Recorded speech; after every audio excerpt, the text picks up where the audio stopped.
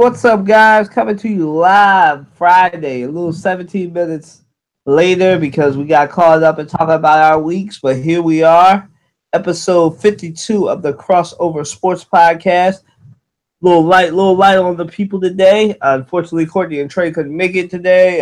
Matt's coming in a little late, but we're gonna rock out with Amina, and we're gonna rock out with the people that we have. So I'm rocking out with Amina, the two Musketeers today, the dynamic duo. So Amina, go ahead and reintroduce yourself. Hi everyone. I hope everyone had a great week. My week was kind of crazy.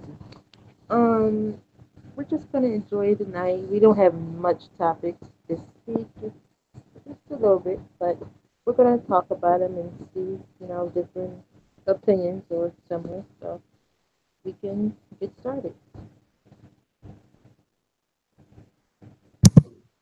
Yeah, Trey and Courtney gonna miss the shortest, possibly the shortest podcast we're gonna have as far as topics because it's kind of late. But it is what it is. We're gonna rock out with what we got. So our first topic, as we always start the show, we start off with our crossover hot takes. And these are topics that don't necessarily have to be about sports. They can be about anything. And the last few weeks we've had the sports league, but this week, because of the gravity of what happened, we're gonna start off with our reaction to what happened in Las Vegas on Sunday night. First and foremost, the crossover sports podcast, and all of it, and all of the people involved. Send our condolences. Oops. Send our condolences to the 59 people who lost their lives in a senseless act of violence on Sunday night, just going to a country concert. Now, admittedly, not really a fan of country music, but nobody deserves to be gunned down or shot or killed at a concert, at an outdoor concert, just trying to have fun on a Sunday night. You know, so that's what we go. That's what. Now that that's out the way, I mean, go ahead and take off your thoughts on what happened on Sunday. Um, concerning what happened, it had just happened right when I was going to sleep. And I believe when I went to sleep, because it literally had just happened when I went to sleep. So I think it was like maybe two people dead and maybe 20 something injured. Okay, I wake up several hours later the next morning and the death toll then boom skyrocketed to like 50 something. It was 200 injured when I woke up. And then later on that day, well over 500 injured, 59 killed from the last update I heard. It could be more now. I don't know because I haven't looked at updates about it all day. But it's crazy. He was a trained sniper. Let's get that out the way. Nobody strategically planned this the way he did from the 32nd floor of a hotel and succeed. I mean, this is crazy. I don't know how many times he came in and out the hotel with all this, what all these weapons. Like it had to be several trips. He did not act alone. They're calling him a lone wolf, which is one of the typical descriptions they use for Caucasian male mass shooters. But he was not a lone wolf. He had to been working with someone. They taught him. They did a blueprint with him. I mean, the guy that sold him these weapons at the store, at the weapon store, he basically said on the media that he's physically ill because he sold these weapons to this terrorist. His girlfriend, the Stephen Paddock's girlfriend, came into an airport in the U.S. I forget which one, and she was in a wheelchair. I guess trying to put up a show, try to get sympathy, but they took her into question. She had to know because no man who has a wife or a girlfriend for years and years would not have known about this. She needs to be questioned. Everyone needs to be questioned that was him. His brother, I think his name's Eric Paddock, had released a video or something I saw on Facebook where he's very emotional. My thing is, why are you emotional about your brother when you should be emotional about what your brother did? Um, this is crazy. And the media is also twisting this mess, trying to call it the worst mass shooting in U.S. history, which it is for Caucasians, but we all know concerning us as a people, particularly black people, there have been massacres where thousands of us at a time have been slaughtered in this country. Um, but they're not counting the genocides and massacres that have occurred with us because we're not viewed as human beings in this country. So, they push it under the rug. But this is not the largest mass shooting to happen in U.S. history. In fact, I believe the largest mass shooting to occur in this country with us as a people, black people, that is, I think nearly or roughly 3,000 of us died. So 3,000 versus 59 people is, a big jump. Um, they're not calling. They're not calling Paddock what he is strong and hard enough. When it first happened, they was calling him a terrorist, but then they switched the terminology lone wolf to try to cover it up. But my thing is, if this was a black person, if this was a Muslim, they'd be on his case nonstop, digging up anything and everything about this person's life. But because he's Caucasian and claims Christianity, they, you know, found the good side of him, which is inappropriate concerning what he did. Um, if he was black and a Muslim, they would not have mentioned his professional careers. They would have found a possible criminal record. They would have found what he did in kindergarten when he was 5 or something. This is just another classic case of the divisiveness that's going on in this country where Caucasians and Christians are allowed to get away with things in the media that others are not. And looking at this case, I'm kind of glad that he took his life because us that work every day, the U.S. taxpayers should not be held accountable for a court case, um, prison time, all this, that, and third. If he had survived, this probably would have, this case, a case for him would have probably lasted a few years. He would have had so many murder and attempted murder charges on him. He would have had 59 homicides on him and well over 500 attempted homicides, plus all the other sue charges. So I'm kind of glad he committed suicide because, taxpayers, we shouldn't be held responsible for that. He did a beneficial service to society by, removing himself from the face of the globe. Um, it's just crazy. I just don't appreciate how the truth of this country is not being and not acknowledged and it's being pushed under the rug because of this case. I mean, I'm sorry it happened, but folks, this is not the largest mass shooting to happen in U.S. history. It's not. For Caucasians, it may be, but for Black people, this is light work. I'm sorry to be, if it may come off as insensitive, but this is not the largest mass shooting in U.S. history. This was light work compared to what has happened to blacks and Indians in this country for the last 500 years. Um, he had to be thinking of doing this for at least 2 years when Donald Trump announced his candidacy for the office of president back in June of 2015. So that's going on 3 years ago. I think the tipping point where it really sent them over the edge is when the night of November 8th of last year, going into the morning of November 9th of last year, when it was announced that Hillary Clinton lost. I think that was the I think that was the break in the ice or whatever terminology you want to use. I think that really set them over. He's very staunch on online, anti-Trump this, anti-Trump that on his social media pages.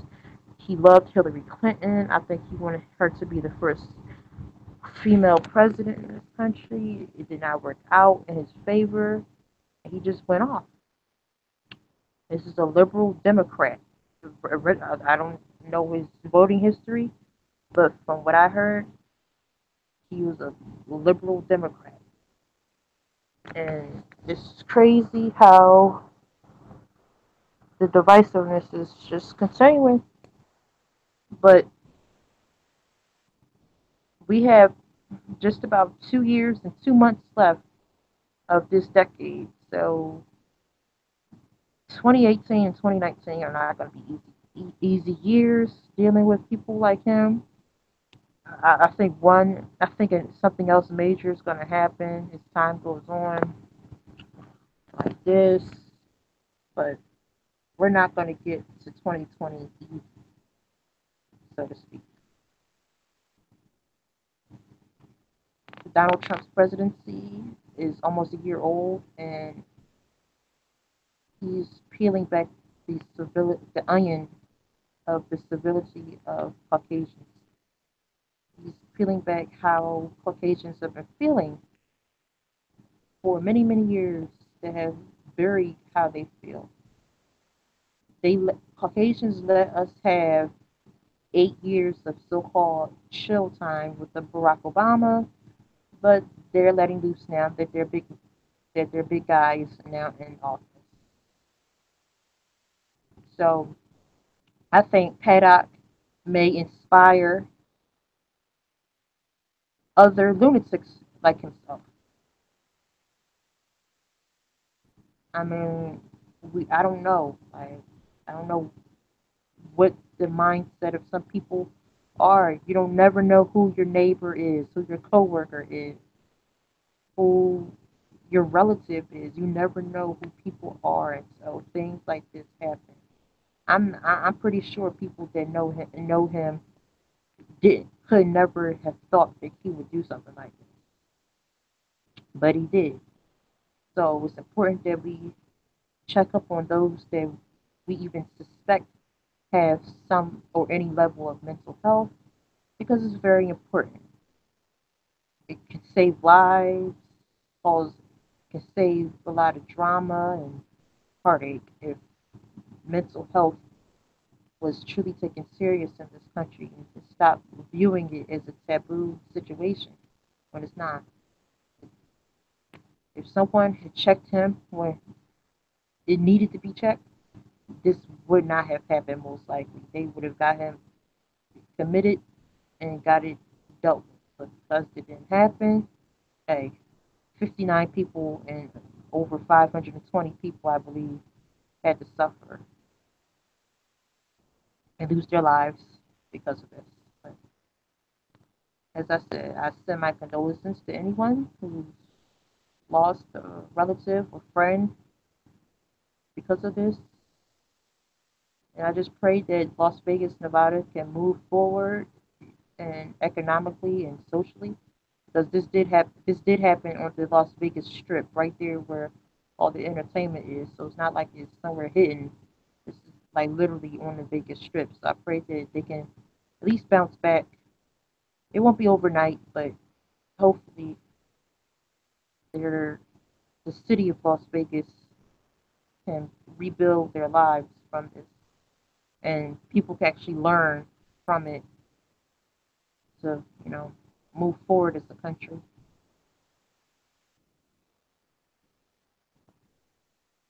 That, that's all I had to say. But what do you have?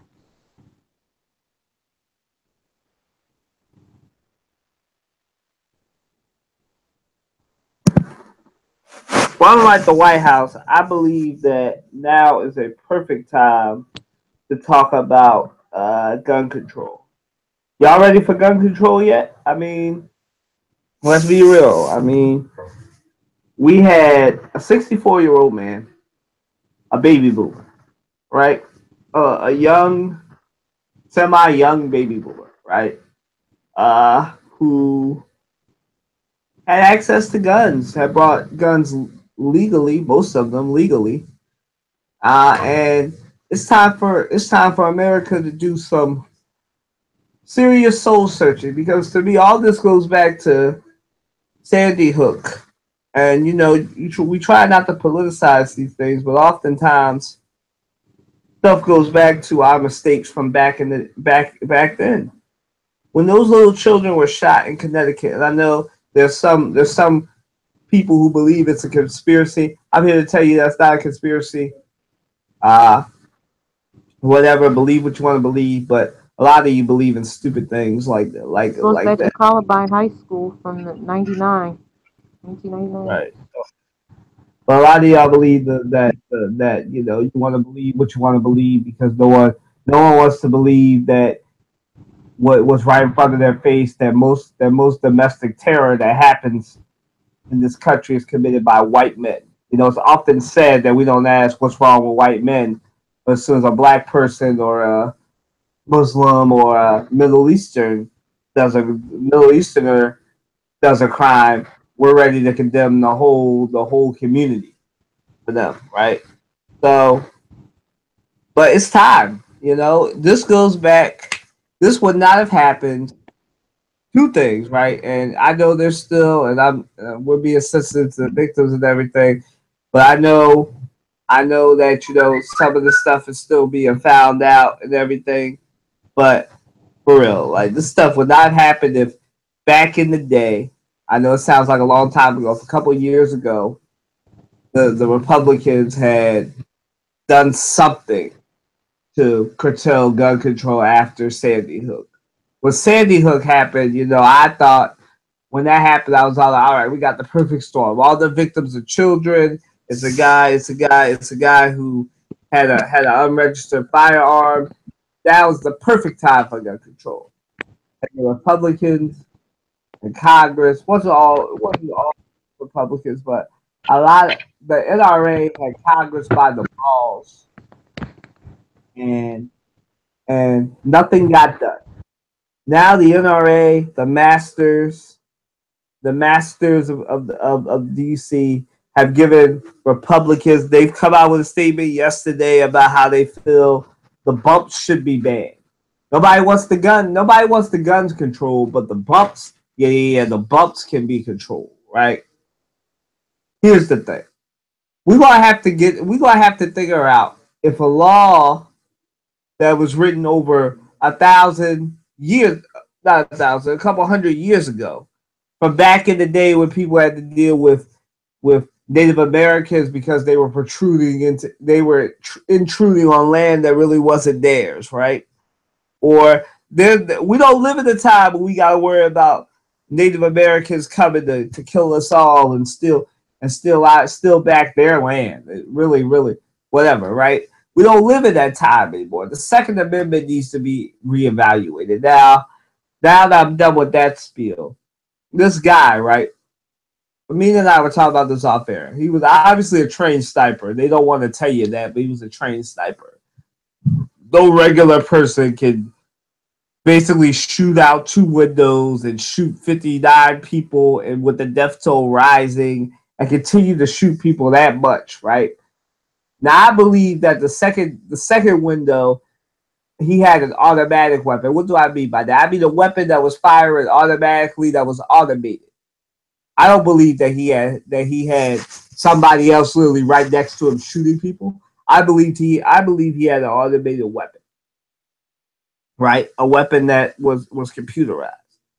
And I think that, unfortunately, it's an unfortunate loss of life, but I think it's time that we bring in gun control. I'm not saying that nobody deserves to have guns, but what I am calling for though is responsible gun ownership, right? Because if we don't curtail this now, this has the potential to be one of America's greatest mistakes, besides Jim Crow, besides slavery, besides not making sure that law enforcement doesn't have unchecked powers. This right here, this is going to be something that we're going to be debating while our parents are still alive, while we're here as millennials and the generation under us. We have to get this together because if not, it's only going to keep getting. Now these are people, as Amina pointed out, who I think have been radicalized since Donald Trump got in office. It's bringing up the divisions in this country. They were always there, but now because of who's in office, it's just more clear now, right? So we're at a point now where we have to get this controlled. No one should have a gun if they're mentally ill. Nobody should have a gun if they're 64 years old but have 30 guns, right? You know, you shouldn't have any more than two guns in your house, maybe three. Nobody should have an AK-47. Nobody should have any military grade weapons. This guy had military grade weapons, and then he modified the weapon for it to truly be automatic weapons that you only see in war. Right? This man had the intention of killing more people and making it look like a wartime tragedy. Just for that, we should have gun control, right? But because Congress and the Senate want to wait on the NRA to tell them what to do, that's another thing too. The NRA got to go too, right? That's another thing that needs to go. But it's a shame what happened to these people, but it could have been avoided if we had done something about it a couple of years ago. It could have been avoided, and I hope that Congress has learned this lesson and it will institute some gun control and go farther than just saying that bumps are banned. You can't put bumps. You can't modify weapons anymore. No, you got to go further than that. Take that NRA money back, like the Democrats are taking back that Harvey Weinstein money. Take your NRA money back and do something. Protect these people. Don't make the sacrifice of these 59 people gunned down at a concert. At a concert. Don't let that happen, man. Just allow these people to do something, man. Do something. Control these guns. Do something. Am I saying that again? Let me reiterate. I'm not saying that nobody should have a gun. What I am saying is nobody needs a semi-automatic weapon. Whether you're a hunter, you don't need it. And we need to do something because these keep getting worse and worse. You know, we thought it was over after Sandy Hook, after what happened at the Pulse nightclub in Orlando.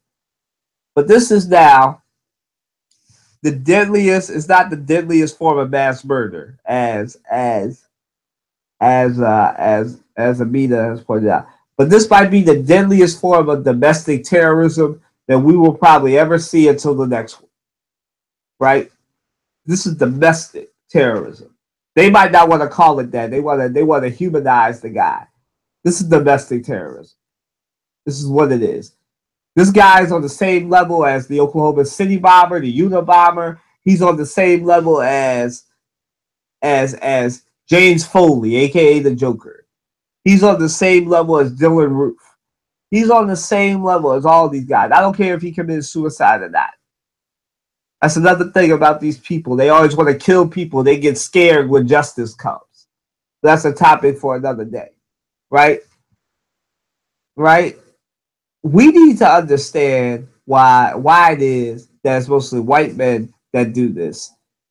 Then after that, we need to get a handle on if we're going to actually control guns, or are we just going to keep flapping our gums and just getting on our knees and saying we'll pray? Well, what we need to be doing is taking some action. Action speaks louder than words, and we need to do more. All right, moving on to some sports. Amina, Cam Newton's comments from yesterday, the sexist comments. What's your reaction to it? I actually found out about it yesterday. So what exactly happened? Because I heard he said something or did something. So, but I can't find what he did.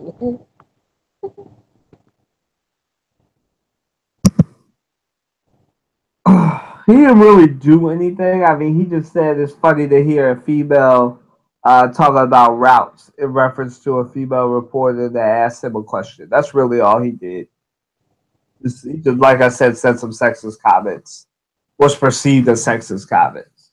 So what did he actually say? Like, was it like, Just that. It's funny to hear a female discuss routes. um, just another distraction, I guess. Don't we have a slew of other things to be concerned about in this country, to be worried about? I heard people are trying to boycott the Dan and Yogurt company concerning this. Um, I don't feel as though we should be, focused on this. With all that's going on in this world and universe and all that's coming down from Washington, this is one of the most last things that people should be spending their energy or soul on. I mean, if to me, it kind of maybe seems to be just talk, just statement. No one got hurt. No one lost any money. It's not worth the hype that people, I guess, perceiving it to be. Just let it go. It is what it is. I mean, what do you have to say about it? Hey, he said something. Hey, I mean, here's what I have to say about it, right? Cam Newton, you know, it's better to not open your mouth right. and not prove that you're a fool than to confirm it to the whole world, right? So Cam Newton just confirmed that he's a fool. That he hasn't learned anything. Now, Cam Newton has never, to my knowledge, domestically abused a woman or did anything of that nature. But Cam Newton has been pampered his whole life. Well, not his whole life, his whole football career, right? And he's been in trouble about academic stuff. Sometimes, Cam, I understand that it came out that this reporter is like it is very controversial. She said the N word a couple years ago on Twitter, and then she deleted it, and she's made it hard on herself. But everybody got to act professional. As me and I were talking about off air, everybody got a job to do. And Cam, your job is to represent the Carolina Panthers, who really should be the North Carolina Panthers, but they're the Carolina Panthers. South Carolina doesn't have a team, right? You represent the Carolina Panthers, so anything that you say or do is going to adversely affect them. And so you lost Dan and Yogurt, and that is beyond. I want to just point out the hypocrisy of this country once again, right? Now Cam Newton can lose a scholarship for saying some sexist stuff, and he deserves all the criticism he's getting, right? But we elected a guy that said he grabbed women by their genitalia, he kissed them, he did a lot of stuff. He basically forced himself on women because he was a celebrity. And he gets to live in the White House. Cam Newton says it's funny to hear a female talk about routes, which is sexist, but seems rather harmless to me. And loses an endorsement. And I don't condone what Cam Newton did. It was obviously stupid. He shouldn't have said that. He shouldn't have done it. He should have used better terminology and just answered the question instead of trying to do whatever it was he thought he was doing. And he's reaping the consequences, but that doesn't mean that the hypocrisy isn't showing, right? And it's a shame. What happened here, and it shouldn't happen again. Women already deal with enough, and in the sports world, a male-dominated sport, especially football and basketball, and everyone deserves to get their paycheck and go home. And Cam Newton made both their jobs harder, and he did deserve to lose Dannon, but as far as everything else goes, I think we need to do something about this hypocrisy when it comes to this type of stuff. But as I said, Cam Newton, he made a stupid comment, a bullheaded comment. He shouldn't have even said it. He should have just said next question. That should have been the only thing out of his mouth. So moving right along. So Amina, since Donald Trump has told the football players to stand, seems like a lot of people of his ilk are running the NASCAR because NASCAR said everybody must stand for the national anthem. So tell me, NASCAR. The question is NASCAR about to be the new national pastime in America? Go ahead, Amina. I think so. A whole lot of NASCAR owners financially backed his campaign. Um, in NASCAR, I mean, there's very, very, very, very, very few black people that are a part of NASCAR, let alone watch it. I mean, I don't know no black person that legitimately sits there on any given day or night and sit there and just watch NASCAR. I don't know anybody who's a fan of NASCAR. So to me, it just seems to be, a hidden racist organization. I mean, they already came out strong opinions about Colin Kaepernick, anybody participating in the protests in different fashions in the NBA, NFL, the MLB, and now here the NHL. Um, NASCAR is going to be a league of its own. They're not going to tolerate this. Um, I think I saw online some days ago a Caucasian male in NASCAR. In one of the teams. I don't know the team's name because I don't keep up with NASCAR for nothing. But I believe his father or something with a job. He lost the job opportunity because his son decided to participate. It was either that or something, some player in the NFL. I forget. But my thing is, NASCAR is really showing their asses. I mean, NASCAR is just about as racist as the old Confederacy of the South. I mean, you don't get no more racist than that. I mean, this is an entire so-called sports organization that's literally telling people that they cannot exercise their their rights to peaceably assemble and protest. Um, we don't live in a fascist society, so-called, which, for example, would be North Korea. We live in the USA. People should be able to participate all they want, but NASCAR is just out for vengeance, telling anybody that's a part of NASCAR, don't participate or there'll be a problem. Mm-mm. So, hey, they want to be siding with Donald Trump and all that. Hey, I guess they don't want to be called SOBs, but everybody else is getting called one. But NASCAR is what it is. I mean, I don't know. I couldn't tell you not one person, past or present, that's a part of NASCAR. So that tells you how much I know about that. But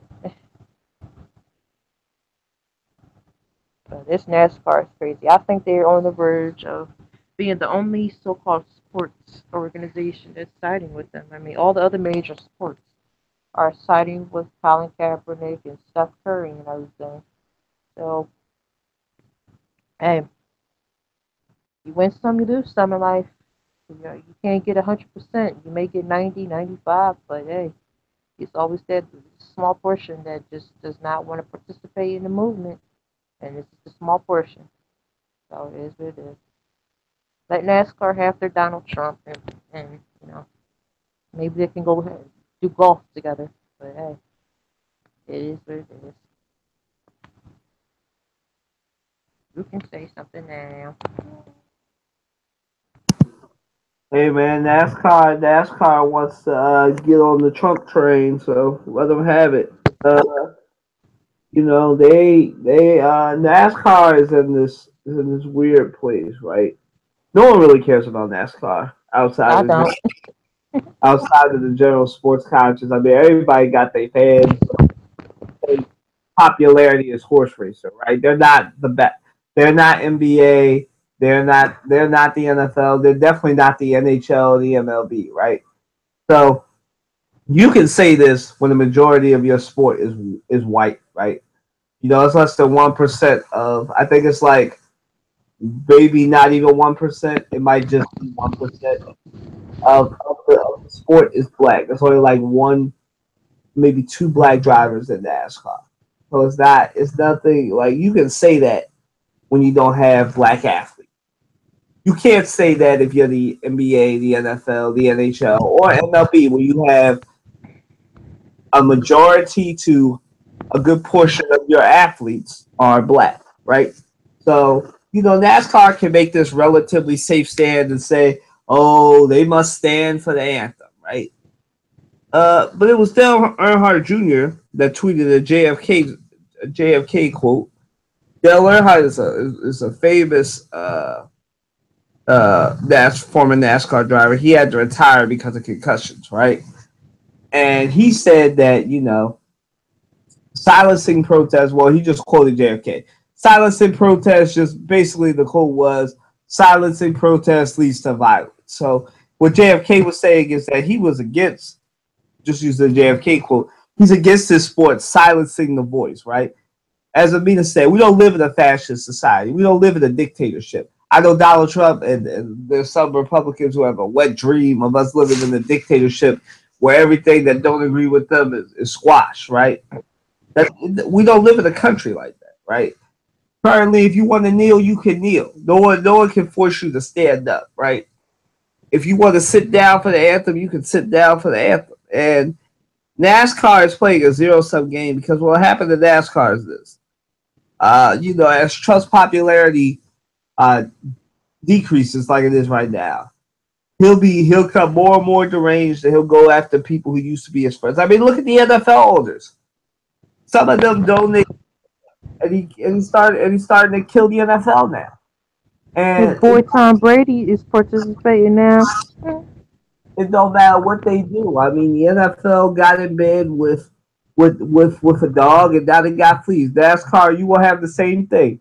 Matter of fact, you are going to continue to enjoy 0% of viewership from African American households. So, you're playing a zero sum game in a country that's becoming less and less more white.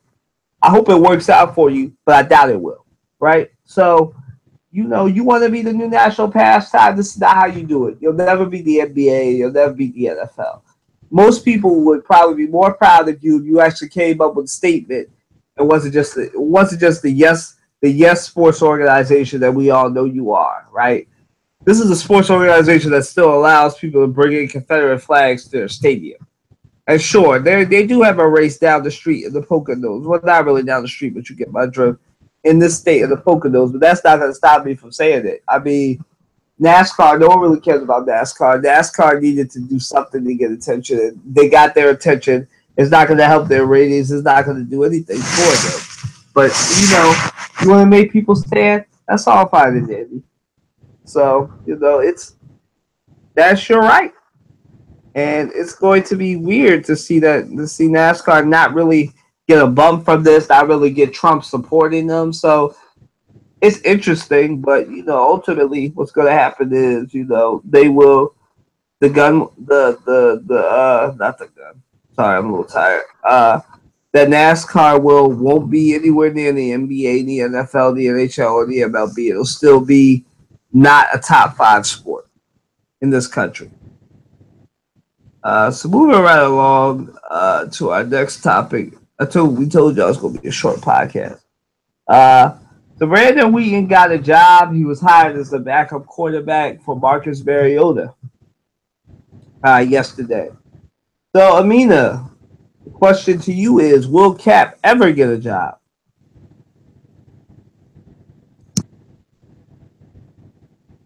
Um, Will Cap ever get a job? Well, he started his protest last season, the 2016-17 season, because we're in the 17-18 season now.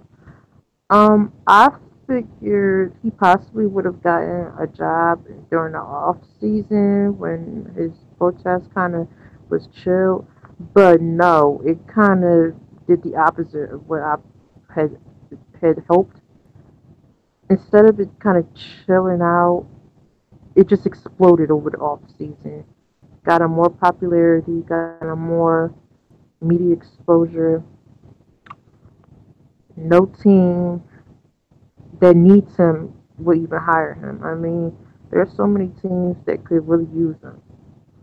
But we're, I think, in week 5 now, going on in the NFL, just about. So we're basically nearly halfway done the regular season pretty soon, and he still doesn't have a job. Um, the season is over in February when the Super Bowl happens. My prediction is if he doesn't have a team that he signed on their roster, you suited and booted and actually playing, not sitting on the bench, but legitimately playing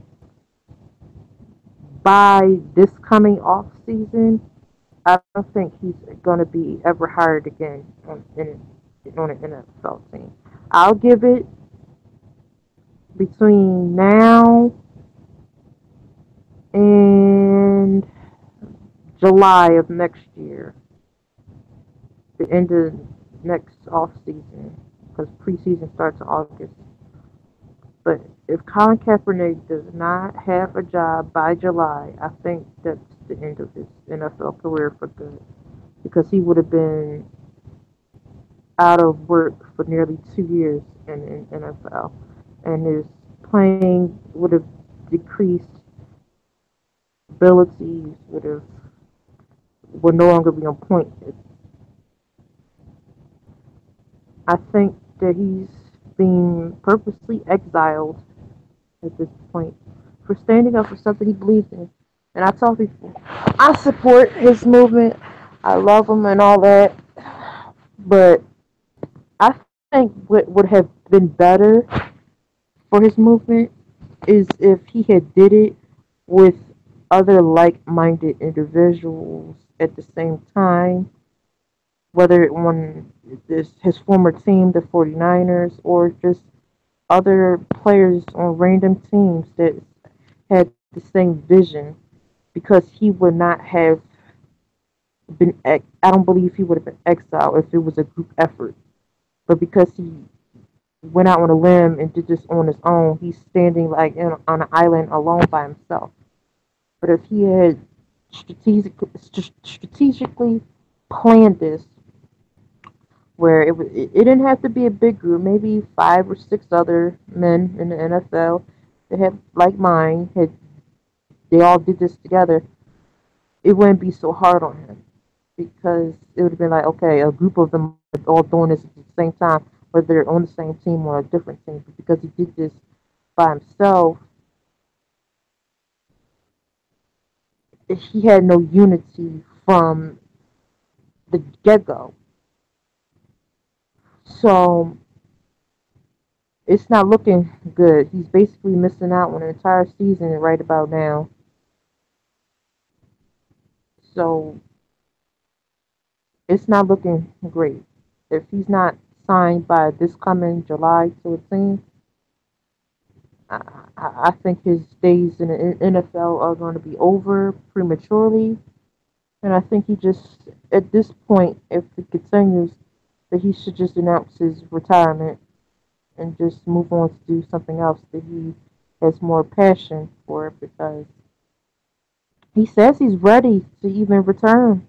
He said he quite recently, I think it was last month in September, where he said that he's ready to return to the NFL. He's ready to play, but no team wants him.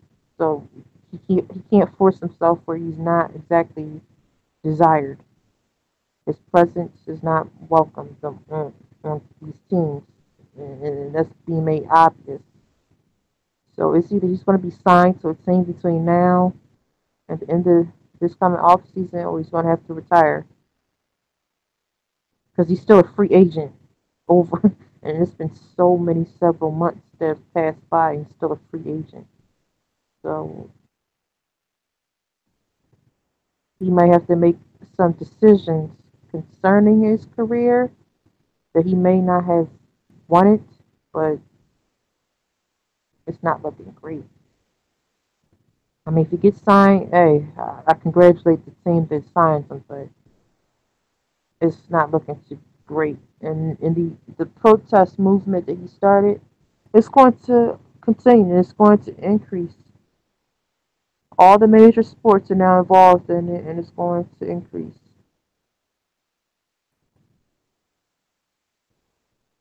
Uh, I wish him all the best, but it is what it is at this point. What do you have to say?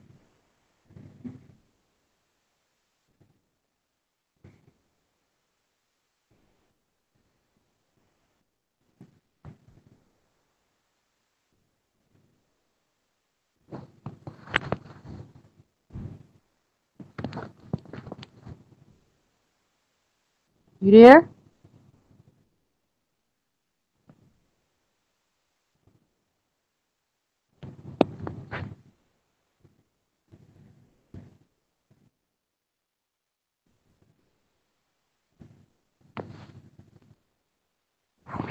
You there?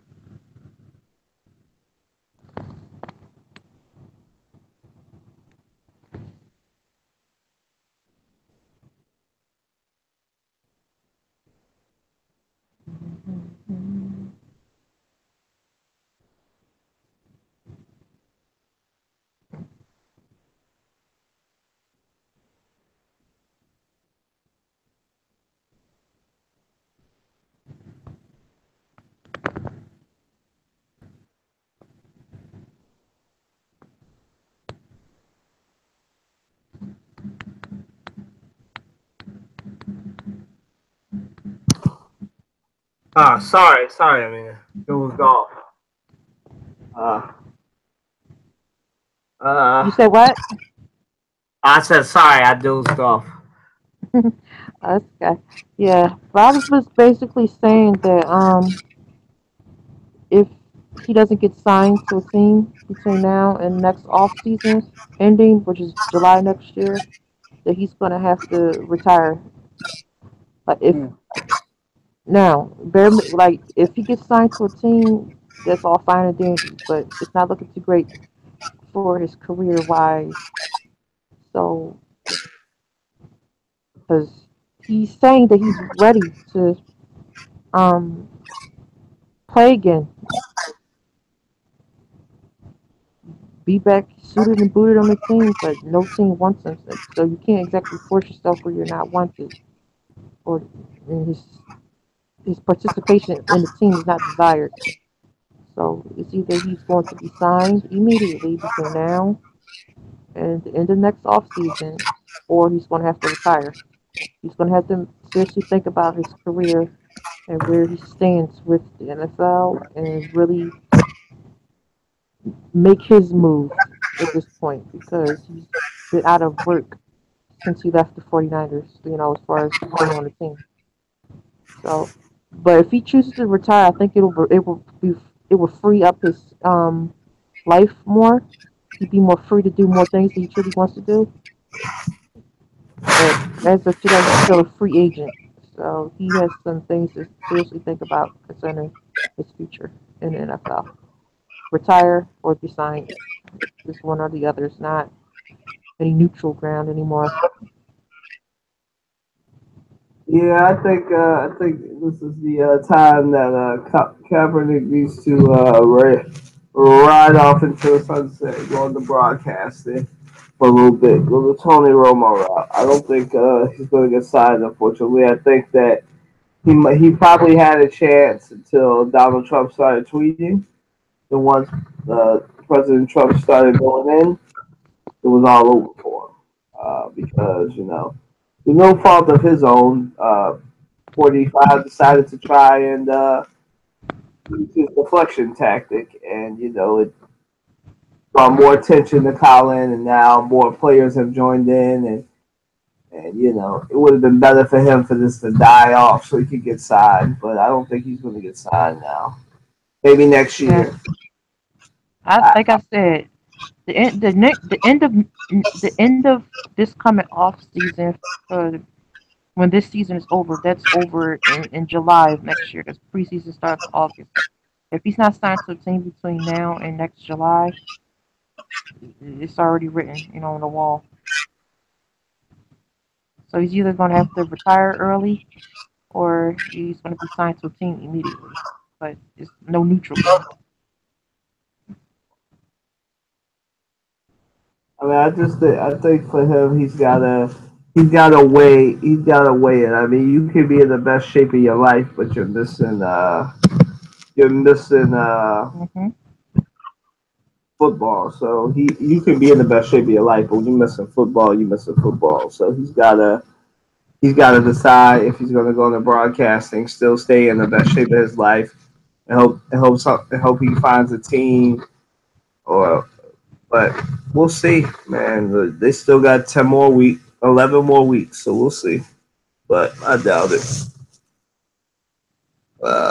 Moving right along. It's unfortunate and sad, though. Yeah, it is very unfortunate. Go ahead, finish. Yeah, that's all I have to say. It's unfortunate and sad. I mean, I support his movement and I back him. I stand up for him, but it's unfortunate and sad how it turned out for him. Like I said, it would have been more beneficial if he had did his movement with a group of other like-minded players in the NFL that all had the same vision and purpose, because it would have been a collective group effort. So all this pressure and media, backlash would not be just on him; it would be on the group, and it would have been better if he had did it with others. But he chose to do it on himself, so he took it upon himself to take all the backlash and the rejection. So I think he would have been had more of a chance if he had did it with others at the same time, like they all planned it. But he didn't. He did. He went out on a limb and did it on himself. So anything that he's getting is on his own. Well, somebody got to take the hit. Somebody got to be the Rosa Parks, and he Right. unfortunately is the Rosa Parks. Uh, no. History will remember him, but currently, Of course. he's probably going to end up like Muhammad Ali, man. Of Muhammad course. Ali had to be banned for a couple of years, and he had to come back stronger than ever. So, Colin's looking at a long time that he might not be playing football. So Yeah. he might need to get himself another sport. So He could try basketball. I can guarantee you the NBA would take him. yeah, he's gotta do something. He might need to go into broadcasting. Uh, start. What you should be doing is you should be treating this like it's a political campaign. He needs to be you know using his agent to line up TV interviews, not on Fox and Friends, but on like the Today Show, Of course. Good Morning America, ESPN. He needs to be putting his story out there, tell people like what he's been doing and everything. Anybody worth their salt would have told him that you need to treat this like a political campaign, put pressure on the NFL, but they know I'd they love know to that see he's him do an interview on the Breakfast Club. I would love to see him do that.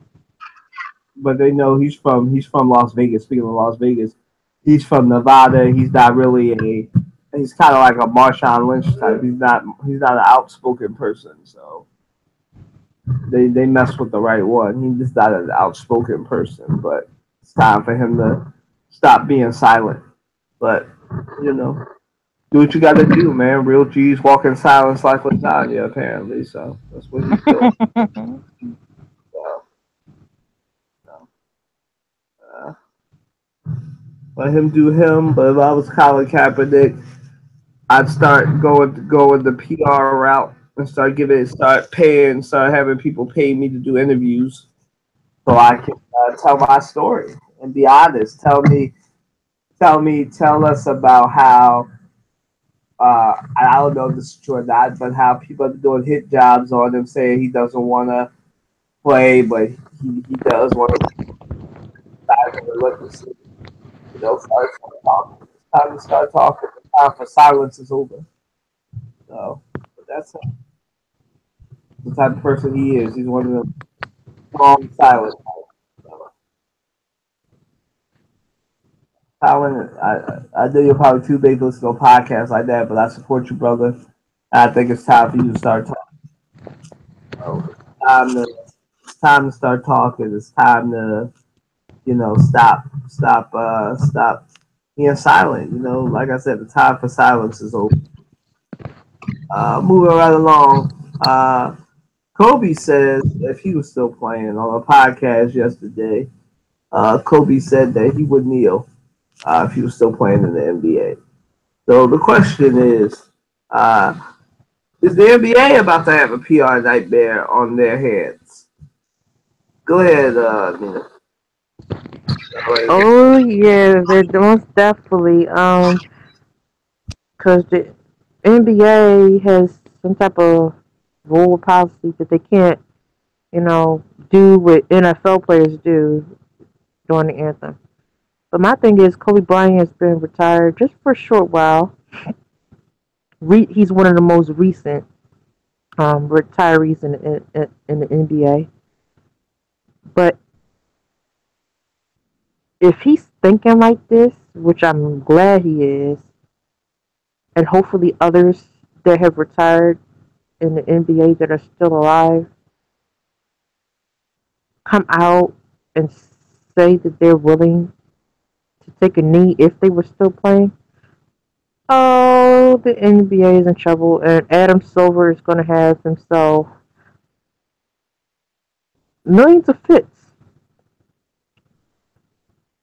I'm happy for Kobe Bryant that he came out in support. I mean, he was on the Lakers for his entire career, so it would be interesting to see him if he was still playing take a knee in a Lakers uniform. Mm-hmm. But I think that a shakeup is going to happen in major sports that we ain't never seen before at any point of sports history. I mean, like I told people on Facebook, I've told people in person, I've told people in text or phone, whatever. This is only the beginning. We haven't seen anything yet.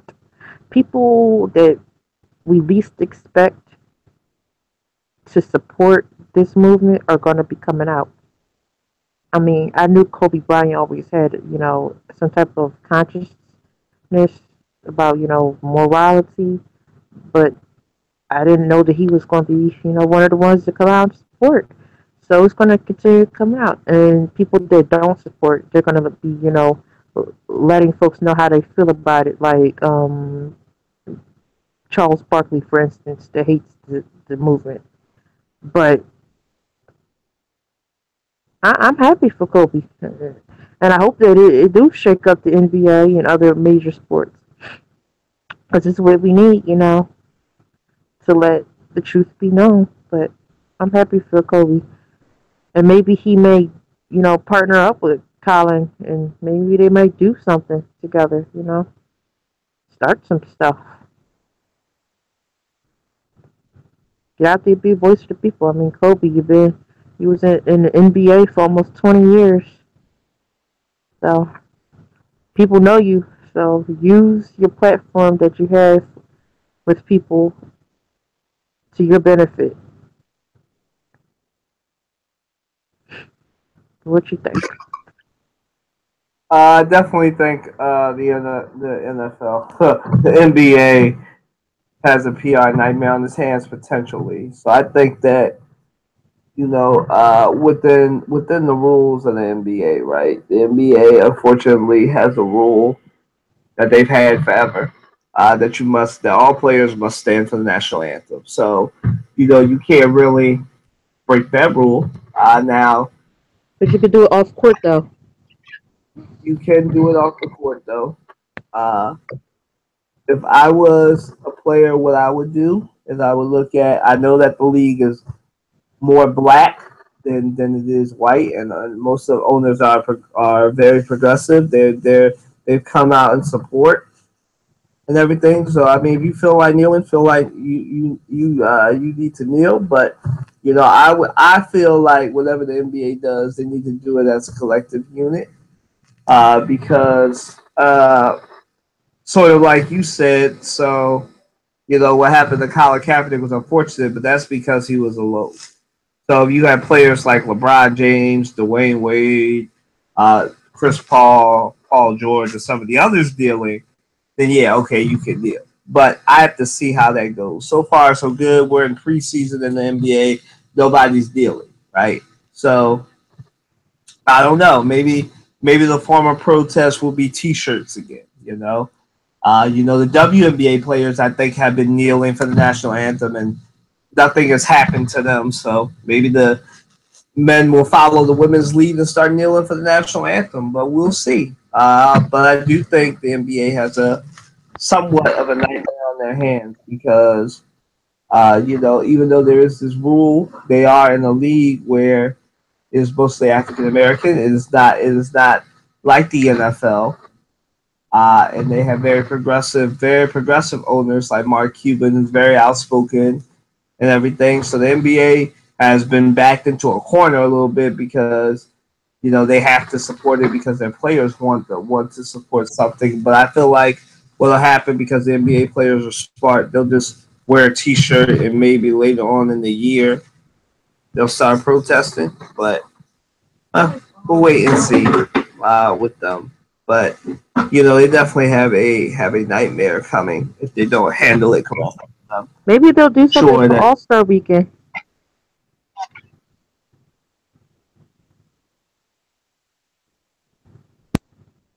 What'd you say? I said maybe they might do something for All-Star Weekend. But early next year.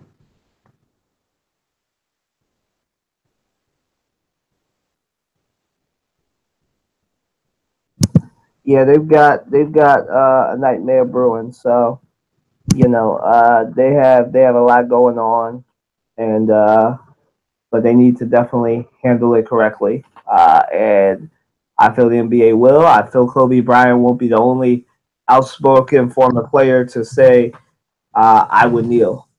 So I feel like we're gonna have a lot of this as basketball season comes back in a couple weeks, 2 weeks actually. So The it's gonna 17th. it's gonna be interesting to watch. See what happens with the NBA. But I feel like the NBA will handle it correctly.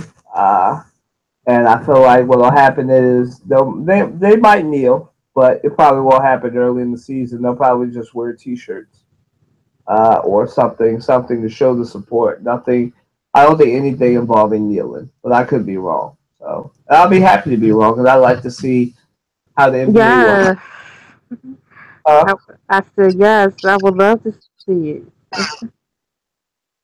I would love to see how the NBA handles that, but I doubt we'll see it until like All Star Weekend or later on in the season when the players have had time to strategize. Right now, I don't think they've really had time to strategize because the NBA has been dealing with their own stuff with Donald Trump and everything. So I don't feel like they've had enough time to strategize what they want to do. So, but I'm definitely not opposed to them kneeling. But if they do kneel, I hope that they do it as a unit and not just have one player doing it by A one themselves man show. where they could easily be isolated. So, you know, just I hope they learn from Colin Kaepernick in that response. Like, do it as a unit. If you're gonna do it as a unit. So, yeah, that's what I hope happens. But we'll see. Definitely, we'll see. You know, athletics has become our voice once again. I feel like we're back in the '60s and '70s. So let's wait and see. So wow, we're just speeding through this. So Joel Embiid was allowed to play 5-on-5 drills. So larger question with the preseason starting and everything. Are we ready for basketball season? Go ahead, Warriors fan. Yay! Basketball is back. Yeah, this is gonna be a great season. Whole lot of changes were made this off season. Carmelo Anthony went for the Knicks to the Thunder. Dwayne Wade left the Bulls to go to the Cavs. You got Chris Paul that went to a new team, went from the Clippers to another team. Paul George. I mean, everybody is on a new team. So it's a different shakeup this season. Kyrie on a new team. Kyrie Irving. You on the Celtics. Rank standings. They're definitely going to be different this season, especially considering that teams will now be getting fined for resting healthy players. So teams that may have been doing okay this past season may not be struggling this season. It teams that were doing successful this past season may continue, or they may decline. Um, I know some teams may are definitely going to do maybe an upgrade as far as their rankings. Um, the NBA is going to be more politically involved this season, and I don't know if teams are going to band together and do things, or individual teams are going to do things considering their players. But this might just be the most politically aware NBA season that has happened in our generation. Because growing up, we grew up in the 90s and 2000s. Wasn't too much going on in the NBA. It was chill. It was a good era, but it was nothing political going on. So this is our generation's, movement, and we're going to continue seeing things. I'm looking forward to, the regular season. Looking forward to these 82 games that we got to run through. My team, get out the honeymoon phase. It's over. This is a new season. I know we won back in June, but that season is over. It's a whole new season. Honeymoon phase is over. It's time to get back to work and try to at least make it to the playoffs. Because the NBA, At least. We're the NBA hush mat. They're gonna be on us, and I know it's a different feel for us this season, but we're going to make it. The goal is to win Larry O'Brien again in June. That's the goal always. Um, LeBron James has an injury already during preseason, an ankle injury, and it's unfortunate. He's at the age where Kobe Bryant started breaking down, and he retired a few years later. So we'll see what happens with LeBron James and his injury. He's sitting out the Pacers game because of it. Who called it? I told y'all this is gonna be the year that he break down. Who called it? Kylan did. Yeah. Yeah, Kobe. Yeah. Yeah. LeBron James is already having injuries, and it's not even a regular season. So we'll see how this all affects the Cavs for this season. Much ado about nothing. I'm mad. But this season is gonna be crazy. This season is gonna be really great. I can feel it. But I wish all 30 teams the best, and may the best team get Larry in June.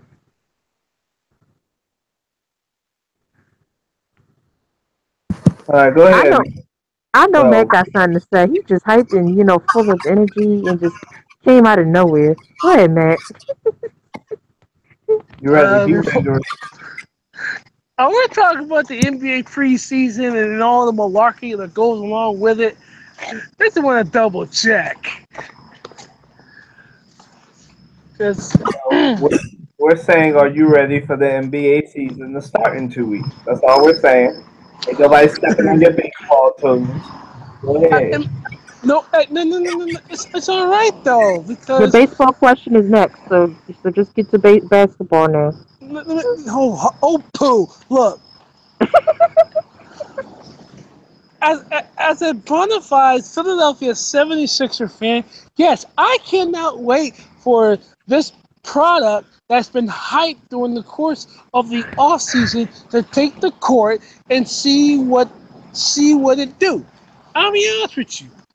I haven't been this hyped for the regular season in quite some time. And the same as the fan base here in Philadelphia, particularly Sixer fans. Now, with that being said, I am very, very excited to see, to actually partake in some type of interest of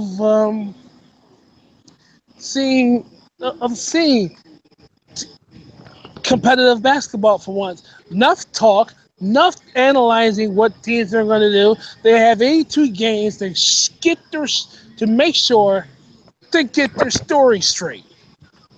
Are you the best team? Are you this? Are you that? Will you do this? Will you do that? So my thing is simply this. I expect, and I'm walking this around avenue, I expect, particularly for the 76ers,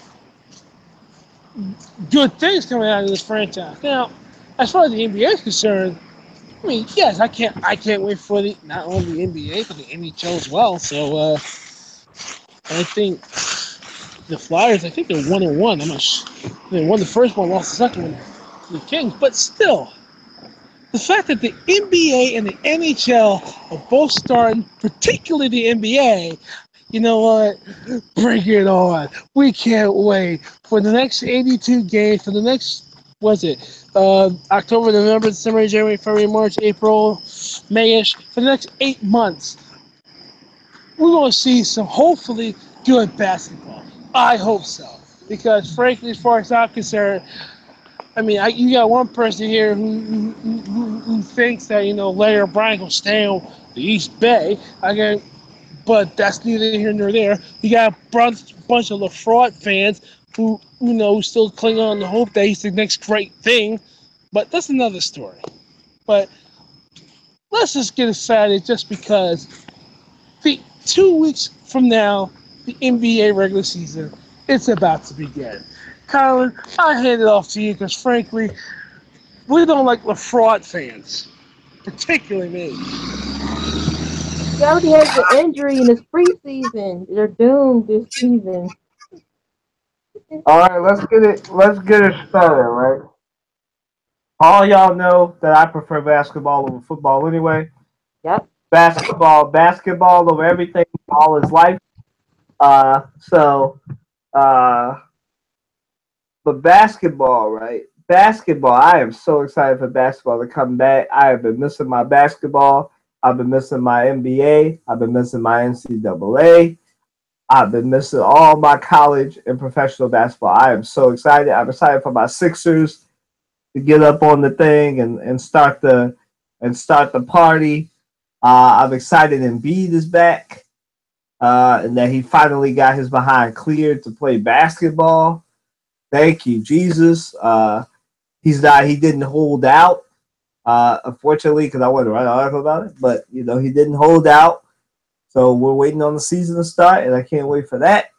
But as Matt said, man, we're excited for basketball. It's going to be exciting. Basketball is back in the NBA.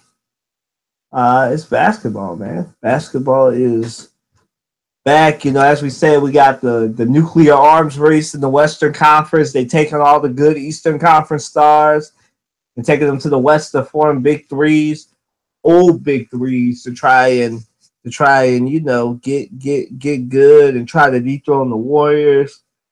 That's going to be exciting to watch. But the Eastern Conference is wide open, man. You know, I'm hoping the 76ers. I've already said that, I think that the 76ers, I'm not trying to jinx it, but the 76ers have all that it takes if everything comes together and everybody stays healthy to make the playoffs. I'm not saying they will make the playoffs, but if everything comes together, everything's healthy. I saw that my boy Embiid, not Embiid, Jalil Okafor has been practicing his corner threes. I saw that video. I'm excited if they actually let him play and they don't trade him. I'm excited to see what can happen with Simmons, Fultz, Embiid, Okafor. I'm excited for our little core, So we'll see if they can all stay healthy. I'm excited. I'm excited to see who's going to come out of the West, even though I fully expected to be Golden State. I'm excited to see Let's go Golden State. what happens with that. I'm so excited. So basketball is back. It's definitely more interesting than the NFL. More teams, more people I like in the basketball than in football. And the NFL is only like 4 good teams, and then there's everybody else. And it's good, man. We got basketball coming back. We got football still in high gear, and we got hockey coming back. We'll see if the black players kneel.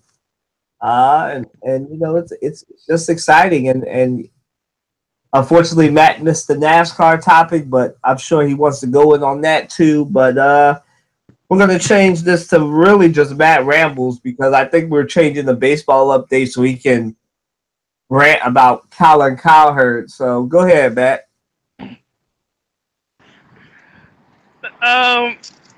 This kind of runs into baseball, believe it or not. But I know correction.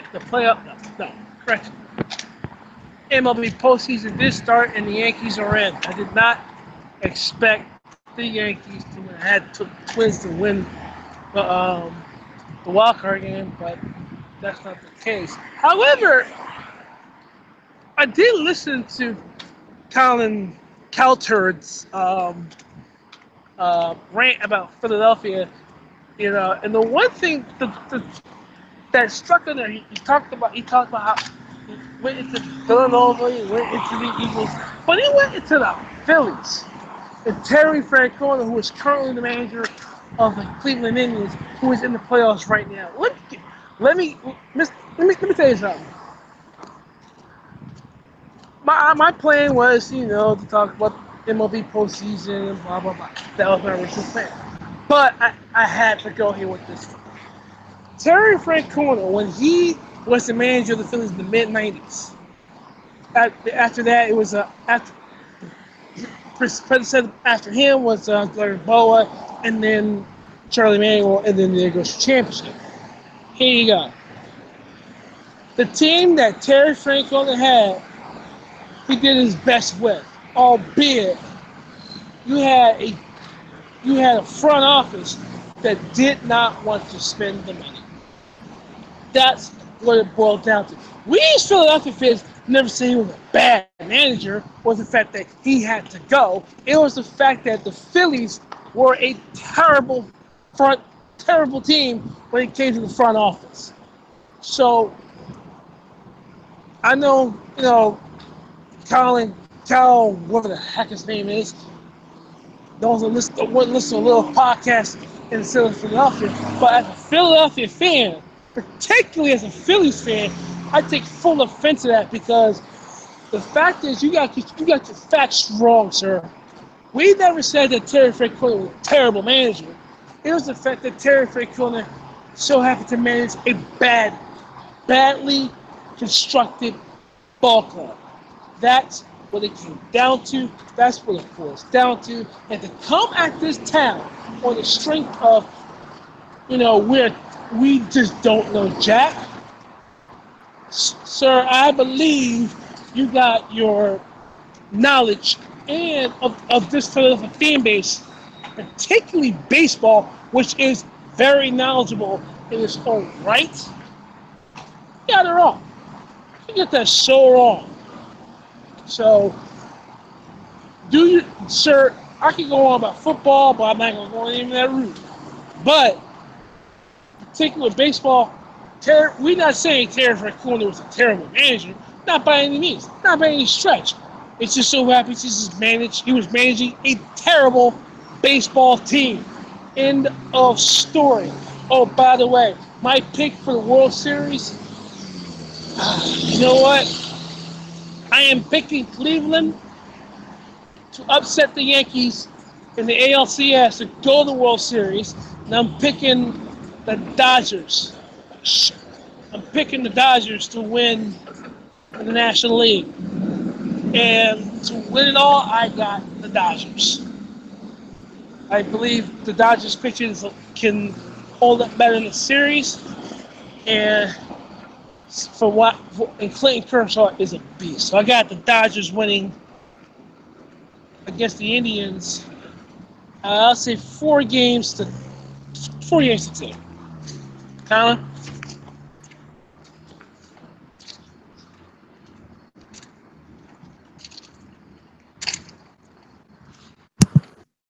Just so we're clear, screw Colin Cowherd for not being able to just spit facts. I shouldn't be surprised for somebody who works at a Fox station that they have trouble with facts. Since Matt didn't want to go into football, I'll go into it. First and foremost, sir, how dare you ever, before we even get to Andy Reid, how dare you ever say that Donovan McNabb was an average quarterback? Sir, average quarterbacks don't beat great quarterbacks that we've had in our franchise history, like Randall Cunningham, Ron Jaworski, Van Buren, and others, to be the franchise leader in yards, in touchdowns, and in completions. That man was the above average quarterback who it's a shame that the white part of the city and some of the black parts of the fandom didn't embrace. It was a shame. That man is still suffering today because of not being accepted and being booed because he wasn't Ricky Williams. How dare you, sir, say that he was an average quarterback? He was way above average. And you know what? I'll say it so nobody else says it. He deserves to be a Hall of Famer.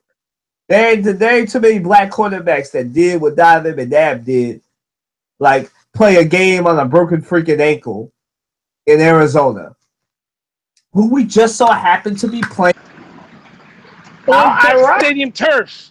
On Vet Stadium turf. Nobody did what that man did for 10 years for this franchise, and he didn't deserve to be besmirched by you by calling him an average quarterback.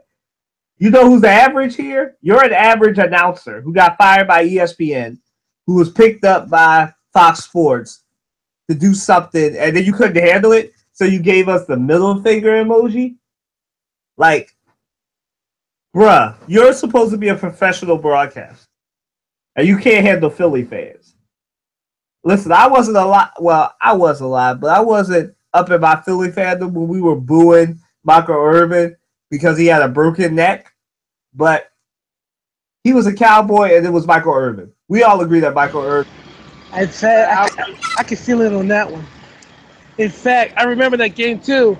Pretty much when Michael Irvin went through them, Tim Houck hit him hard on Vet Stadium turf. And Vet Stadium turf has taken out a lot of people's careers. Michael Irvin was one of them, unfortunately. Now you have to remember, this is the Vet. This is pretty much the Devil's Island, which is Veterans Stadium. And you know the stories that you hear on the 700 level was vicious. And chances are many of them were drunk. And when he got carted off, he got booed. Because he was a cowboy. Plain and simple. Who knows why, but hey, he got booed. Plain and simple. And just so we're clear, we haven't even gotten to Andy Reid. But the reason Andy Reid was fired is because basically once our boy Johnson died, he had no defense. He made his offensive line coach, the defensive coordinator. That's what got him fired. 4-12. Andy Reid decided to not be Andy Reid. Even he has admitted that he had way too much control in Philadelphia. Jeffrey Lurie gave him. Actually, Sean McDermott was the DC first. Then the offensive line coach became the DC. Right, but that's what we're talking about. He had Sean McDermott. Sean McDermott, unfortunately, got fired because no one could really work with our defense because nobody was Johnson, man. We miss Johnson. Nobody has been that. Schwartz is close, but he's not Johnson. I mean, our defense is playing like it's a Johnson defense, but we really miss him. Once he lost his right-hand man, Johnson, he was doomed. And then he lost Donovan McNabb, so he had Kevin Cobb, who, let's be real, since Donovan McNabb left Philadelphia and left Andy Reid hasn't really found a quarterback they can be successful with. Sure, he's being successful with Alex Smith right now, but they were a dynamic duo. And Andy Reid, he was a great coach. Unfortunately, he was bounced out of here, just like Terry Francona, for having a terrible team and not being able to coach, not being able to draft, not being able to do what he needed to do. And unfortunately, that's what happened to Andy Reid. Nobody ran Andy Reid out of here, except for Andy Reid. Andy Reid screwed Andy Reid. That's what happened. And Jeffrey Lurie and the fandom wanted them gone. This is a tough city to play in. We love you when you're succeeding, and we hate you when you're not. So, you need to do something. And Andy Reid just wasn't cutting it anymore. And that's what happened. Now, Jay Wright, right?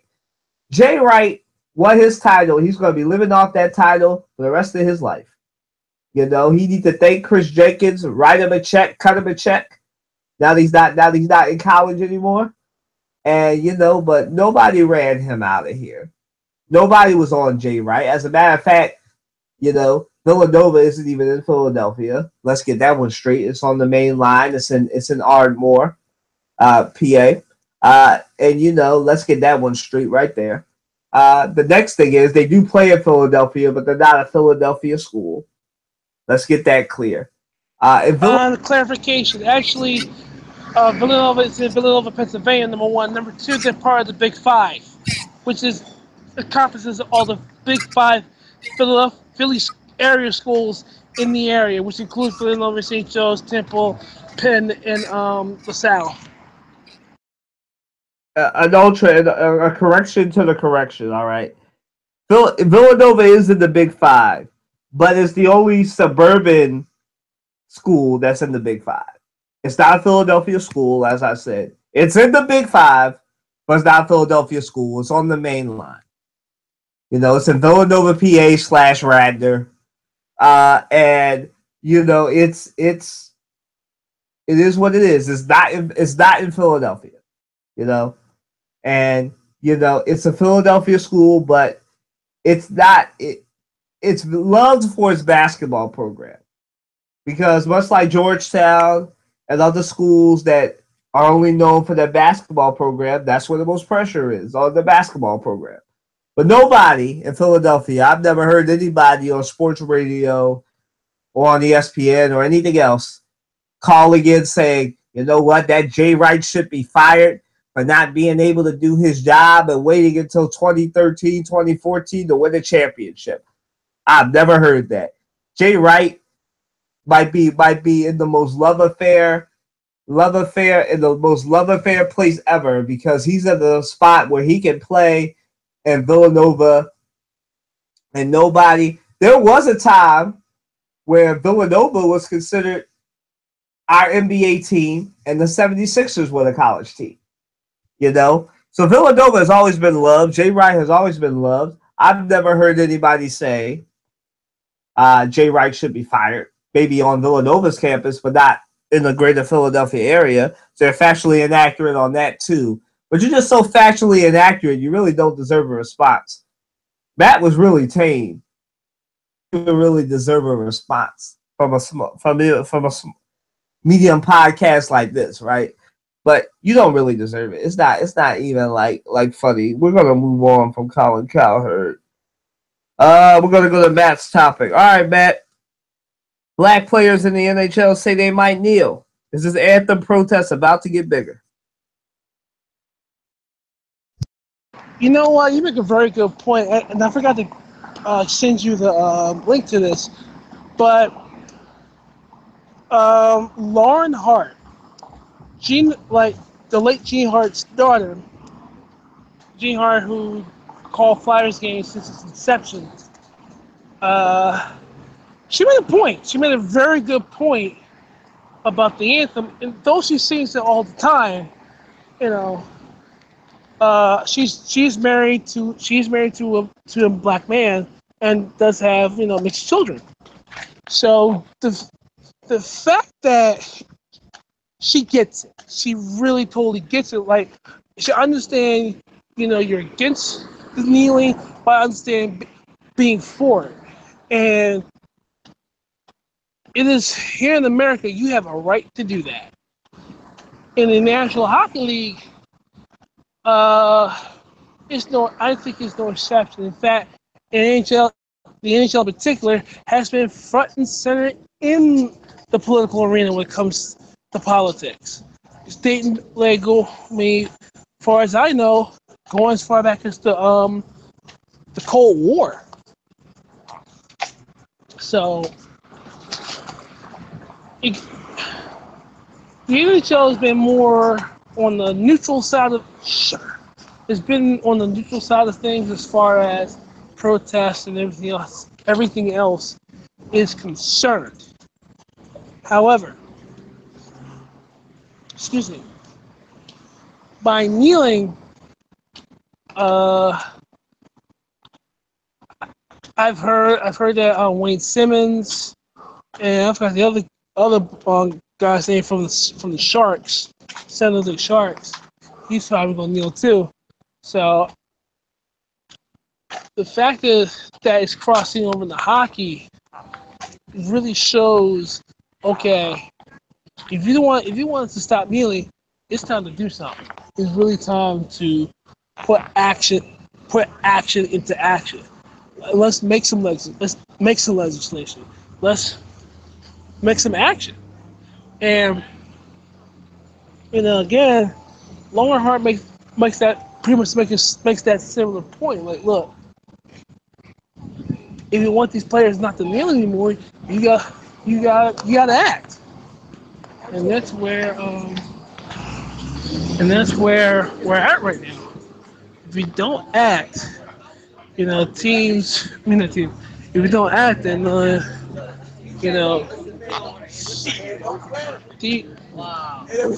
then people won't stay kneeling. So I really think that Lauren Hart made a very good point in the article that was written on CSN well, now it's NBC Sports Philly, and really goes down to this: if you want these players to stop kneeling, let's start doing something. That's what it boils down to. So that's where we are, and this is not just hockey. That's all over. So I expect at least there's not a whole lot of black players in hockey. It really is not. But those that are playing, I really do anticipate some type of protest to some degree. But yeah, I think that I really do believe that they are free. You're an American. You're free to do whatever it is that you feel is right to do. And oh, by the way, Wayne Simmons is not an American. He's actually Canadian. So, but like I said again, it's up to him how he sees fit. As far as protesting is concerned, and mind you, a lot of these players are European and Canadian. So make sure you put that in mind as well. It's all right. He's American to me. He's black. He's black. Yeah, of course. So this is a man, Wayne Simmons, who had a banana thrown at him. Remind me where that was. Was that in Canada or was that in Philly? This is a man that was in Europe, actually. York. That was a man. This is a man who had a banana thrown at him. This is a man who knows racism better than a lot of us because he was a black man playing hockey. And I can just only imagine what he went through being a black man playing hockey. So, I can only imagine, right? And I think in the interview, he actually talked about like the different things that he had to do. I think they asked him, were you surprised that they threw a banana at you in Europe? I think he might have said something along the lines. I might be misquoting him, so if I am, I apologize. But I think he said something along the lines of it's shocking, but it's really not that shocking because and they interviewed him. I think earlier this summer or like even sometime earlier in the week that that as a black man playing hockey, he's been going through a lot in Canada, in America, and everywhere else. So, I just think if anybody has any right to kneel, it's him and all the black men that play hockey because of everything they went through being in a sport like that only certain people know. Only certain people know that type of struggle. People like a Serena Williams, a Tiger Woods, people that dominate. And Wayne Simmons is a great player, but no way am I saying that he'll end up like Serena Williams and Tiger Woods and dominate the sport.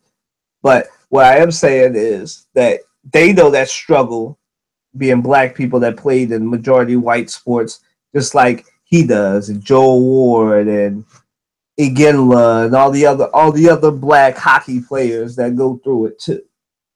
And this is crossing sports, and this is a real problem now because for anybody because it's becoming a problem because now it's a cross cultural thing. Colin Kaepernick has started something more, and I alluded to this without really knowing it. When he first started it, and the NFL started having a problem. This is a real problem now because it's crossing sports. It's not just the NFL, the NBA. Now it's black players in the NHL. NASCAR, and I'm sure Matt, we already winning on that, but I'm about to give Matt his chance.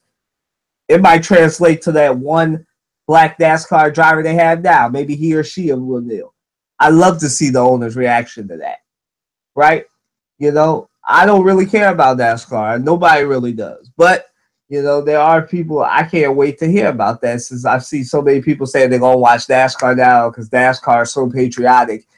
Even though I'm sure they don't know that NASCAR is also the backwoods sports that still allow the people that buy tickets to bring Confederate flags. So I'm sure that's exactly what you want to be associated with. But they have a right to kneel, and as Matt said, this is starting to cross sports. This is a problem. It's in the big three. It's already in baseball, so it's in 3 of the 4 major sports. It's only a matter of time before it goes to hockey, and it goes on down. It's only a matter of time. Y'all better start taking notice because if you hate it now when it's NFL players, you're gonna hate it when it's NBA players. You're gonna hate it when it's even though the WNBA season wrapped up and they've been kneeling for a while. You're gonna hate it when it's the WNBA players. You might hate it when it's tennis players. You're gonna hate it when it may be golf players. There's so many people that are gonna be doing different things that you're gonna hate. And we talked about this earlier. Donald Trump is bringing out the best and the worst in society because he's bringing out all the ills that we don't talk about anymore. And as Matt said, it's getting to be put up or shut up time. I hear so many people say, well, here's what you do. It's action time. It's action time. Do something about it. And also, don't forget, the Winter Olympics is around the corner. Now, there's not a whole lot of black athletes in the Winter Games for the Americans. However, now, like, let's see what happens. Say they win a gold medal or whatever, and which has happened before. How they're gonna react? So we don't. South Korea too. So we'll see what happens because the 2018 Winter Olympics is going to be very interesting.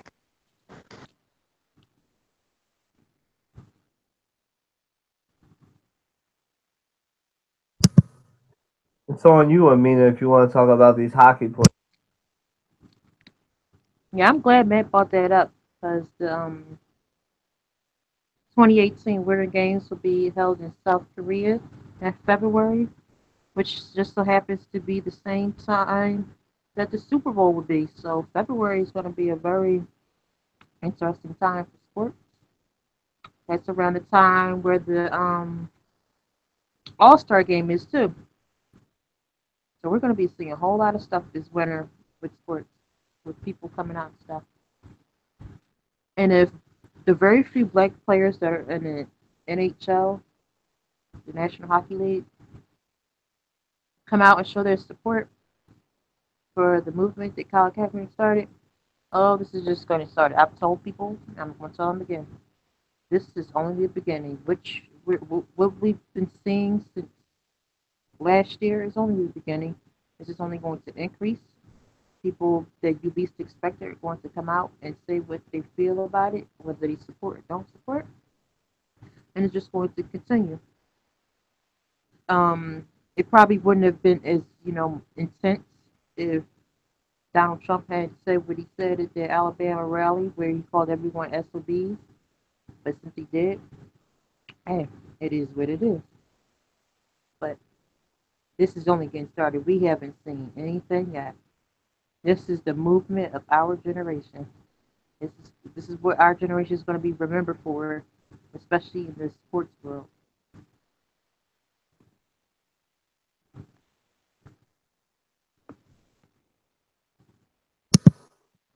All right, moving right along. All right, y'all. The Minnesota Lynx. Shouts out to Maya Moore, Simone Augustus, and them for winning the championship 2 nights ago. Congrats to the Minnesota Lynx. But y'all, was the WNBA finals more excited than the NBA finals? I'll start. Even though I wasn't really watching it, it was really really exciting. I watched the later half of the game, and I watched Minnesota take that game from LA. I heard that there was some bad calls referee wise. When doesn't that happen in basketball? But that was very exciting. It came down to the last game, a game 7.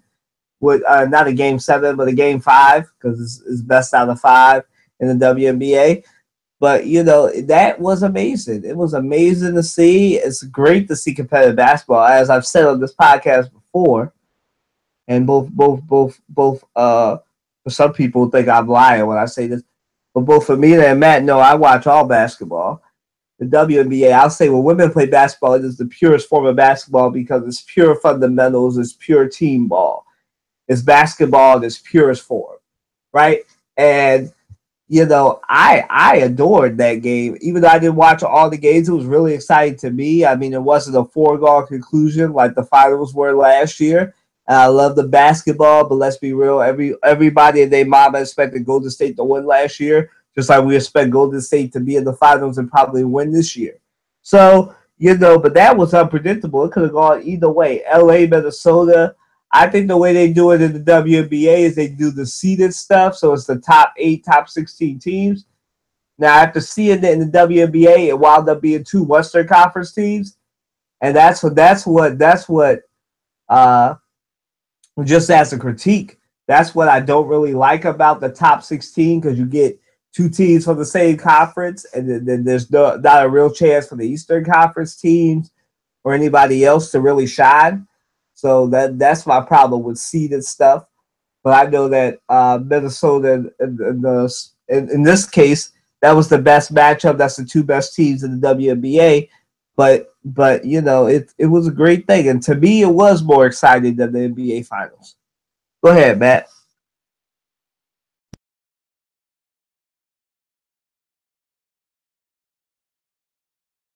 Well, put it this. Well, I'll be honest with you, I didn't get a chance to see it, but I did hear about how close it was.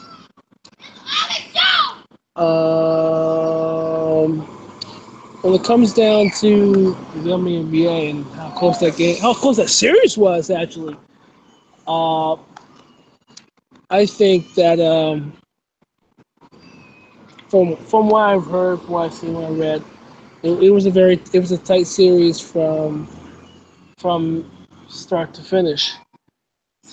Uh, so I mean, I was surprised. I mean, honestly, I was kind of surprised that the Lynx one pulled out the victory on that one. So that was a surprise within itself.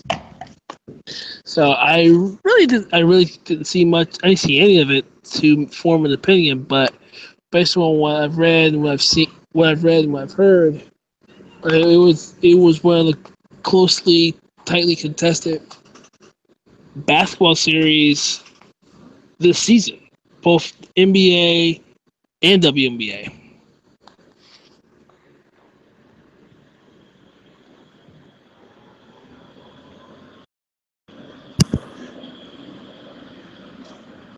All right, go ahead, Amina.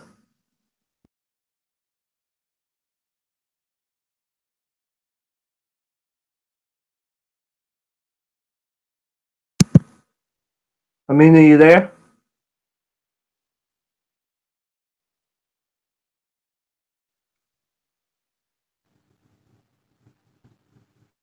Yeah, I'm here. Don't Um, don't bask in your Golden State glow either. excuse me. I wasn't.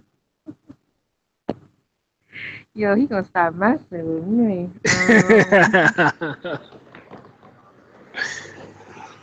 Or we could just have a nonstop roast a roast session on LeBron James for his injury. But we're not gonna do that. We're gonna be trying to. I'm gonna try to be nice to him this season. But anyway, um, I watch the WNBA. You know, not as frequently as I watch the NBA, but it's um people didn't really expect the Minnesota Lynx to win. Some people, from what I see on social media, the WNBA was not as predictable as the NBA. And everyone knew which team was going to win. This past June. But the WNBA, they really showed up and showed out. They put their heart in it and they won. And I congratulate them for it. But I agree with what Kylan was saying about how the conferences are basically dealt with the same way in the WNBA as the NBA. I feel as though the women of the East should be able to show their skill more and have some true competition.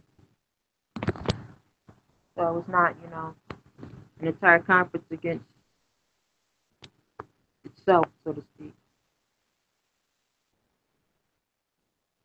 But now they're in their off season, so to speak. Now they could get other players on their Eastern teams in the WNBA to really show some competition because you got a lot of women in these colleges and universities that are playing basketball.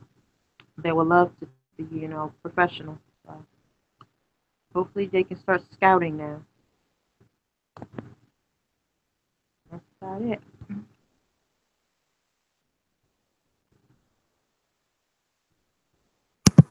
All right, Matt. As a famous hillbilly once said, "Get her done on that NASCAR thing, so we can move on to our last topic." So,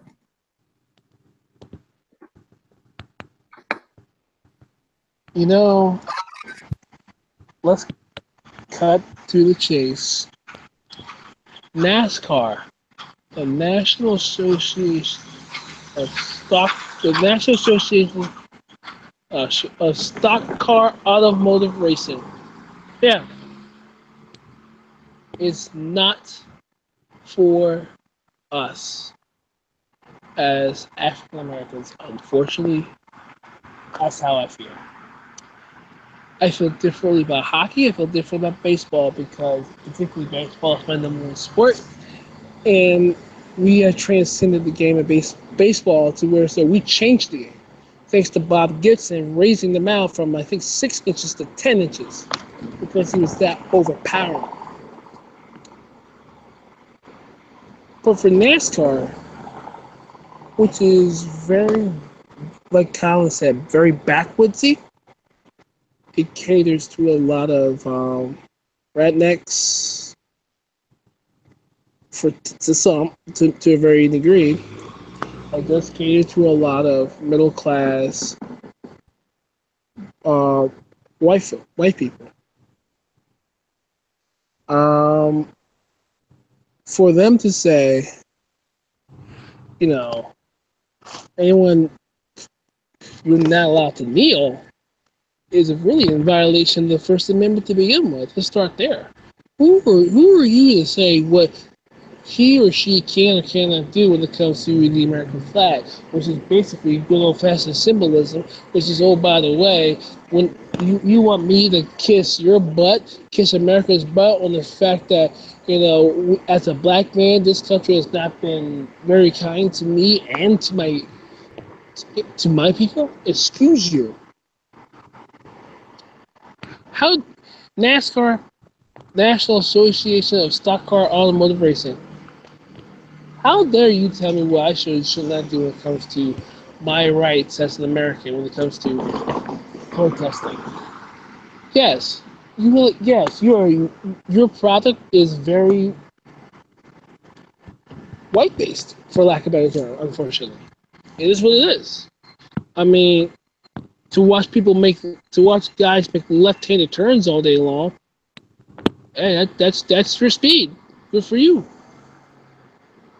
But as far as I'm concerned, who are you to say that nobody is not allowed to not take a knee or whatever for the anthem? That is the most unconstitutional thing I have ever heard. Last time I checked. I had a right of free speech. I had a right to protest, a right to assembly, right for whatever, all the good stuff. To get in front of that is the worst thing you can do. It's the worst thing anyone can do. And NASCAR is showing the true colors that this sport is not for people of color. I don't mind making money off of it, but it ain't for people of color. It really is not. And unfortunately, I mean, we don't gravitate to that sport anyway. So why should I watch, you know, 30, 40, 50, 60 game 100 guys making left turns for 500 miles? Not my cup of tea. Sorry. No.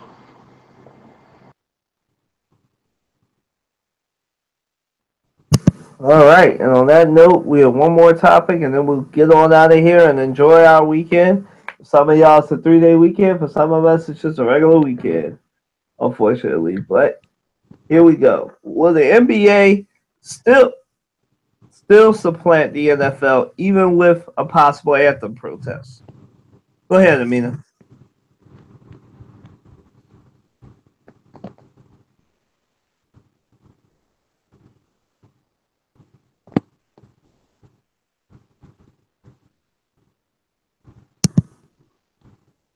Um, we'll see. Because the NFL because the NFL and the NBA have different rules or policies in regards to protesting or taking a knee or just plain sitting.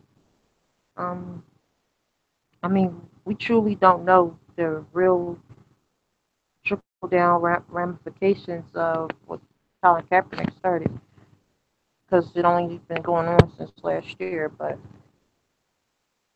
we'll truly know as the years go on. But I believe that players in both leagues, the NBA and NFL, should band together. I believe there should be some type of unity, being as though those are the two main, the biggest sports in the country, basketball and football. Um, because they can't do what NFL players do on the field in the court concerning NBA players, I believe we're gonna see more participation in protesting in different fashions off the court, whether it's social media, whether it's in the street, whether it's starting, nonprofits. People are people are going to start things coming from the NBA. Um, and it all aids to what Kobe Bryant saying that he's gonna, if he was still in the NBA, that he would take a knee. So you not only have current players in the NBA that are doing things, but you also have retired players wanting to participate and showing interest. So, like I've said countless times before, this is only the beginning. We haven't seen anything yet. And with the regular season of NBA starting on the 17th, this is it's going to blow up. People aren't going to be silent anymore. It's it's too late to put everything back in the bag.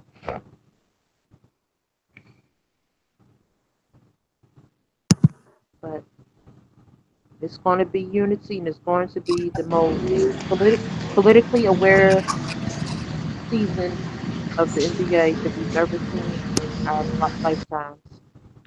This season starting, but I feel as though Matt wants to say something. So Yeah, but yeah, you know I do. Let me tell yeah, you something. Well, I said, let me tell you right now. The NFL, and the NBA. Of course, the NFL is losing viewership right now because people feel as though they're the the protest is in the way. Can let me here's you know what this is what the NFL should do. Do not, I repeat, go back. Do not and go back to this thing.